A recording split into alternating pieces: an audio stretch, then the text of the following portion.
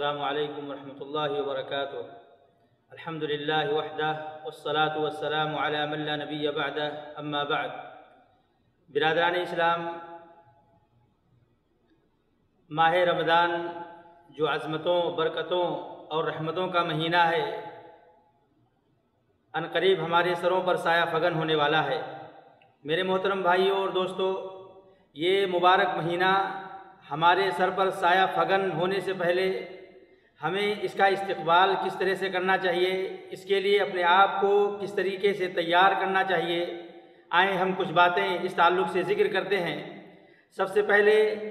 اللہ رب العالمین سے ہم دعا کریں کہ یہ مبارک مہینہ ہمیں اللہ رب العالمین نصیب کرے۔ اسی طریقے سے یہ مبارک مہینہ جب ہمیں نصیب ہو جائے، ہمارے سر پر سایہ فگن ہو جائے، تو اللہ رب العالمین کی حمد، اللہ کا شکر ادا کرنا چاہیے کہ یہ ماہ مبارک اللہ رب العالمین نے ہمیں عطا فرمایا ہے۔ اسی طریقے سے میرے بھائیوں، یہ مبارک مہینہ پا کر ہمیں اللہ رب العالمین سے خالص سچی دعا کرنا چاہیے، عزم مصمم کرنا چاہیے کہ یہ مبارک مہینہ ہم اللہ کی بندگی میں، اطاعت میں، ذکر میں، قرآن کی تلاوت میں، نماز پڑھنے میں، ذکر و اذکار کرنے میں لگائیں گے، اور اپنا یہ قیمتی وقت کسی بھی صورت میں ضائع و برباد نہیں کریں گے، کیونکہ یہ مبارک مہینہ دوبارہ ہو سکتا ہے کہ ہماری زندگی میں نصیب نہ آئے۔ میرے بھائیوں اور دوستو، اللہ کے نبی صلی اللہ علیہ وسلم اس مبارک مہینے کی آمد پر مسرت اور خوشی کا اظہار کرتے تھے، صحابہ کرام کو اس تعلق سے بشارت دیتے تھے اور کہتے تھے کہ مبارک مہینہ آ گیا ہے، اس میں اللہ تعالیٰ جنت کے دروازوں کو کھول دیتا ہے، جہنم کے دروازوں کو بند کر دیتا ہے، اور اپنے ساتھیوں کو اللہ کے نبی صلی اللہ علیہ وسلم نیکیوں پر ابھارا کرتے تھے۔ ایسے ہی میرے بھائیوں، اس مبارک مہینے کے آنے سے پہلے ہمیں رمضان کے احکام و مسائل، روزے کی فضیلت اور اس کے فوائد، اس کی خصوصیات ہمیں سیکھنا چاہیے، علم حاصل کرنا چاہیے، معلومات لینا چاہیے، اہل علم سے پوچھنا چاہیے، تاکہ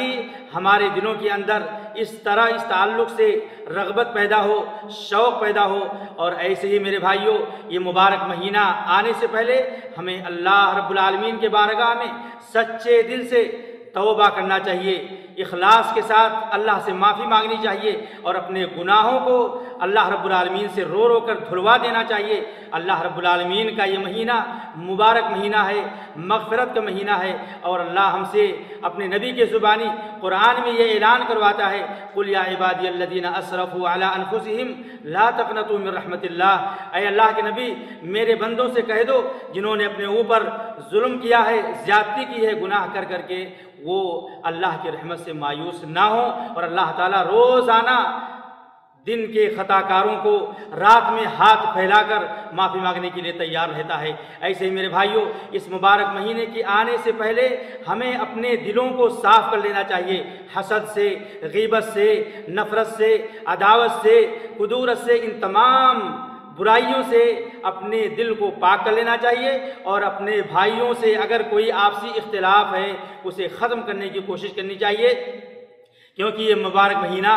معاف کرنے کا مہینہ ہے، گناہوں کو دھلوانے کا مہینہ ہے۔ اسی طریقے سے میرے بھائیوں، اس مبارک مہینے کو پا کر اللہ رب العالمین سے خالص استمداد کی، توفیق کی دعا طلب کرنی چاہیے کہ اللہ ہمیں اس مبارک مہینے سے خاطر خواہ فائدہ اٹھانے کی توفیق دے، کیونکہ اللہ رب العالمین اگر ہمیں توفیق نہ دے تو ہم کوئی بھی نیکی بارگاہ الہی میں پیش نہیں کر سکتے ہیں۔ اسی طریقے سے میرے بھائیوں، اس مبارک مہینے کو پا کر ہمیں اپنے گناہوں کی مغفرت کروا لینا چاہیے، اور اس مبارک مہینے کے آنے سے پہلے ہمیں مکمل طور سے ریڈی ہو جانا چاہیے، ان تمام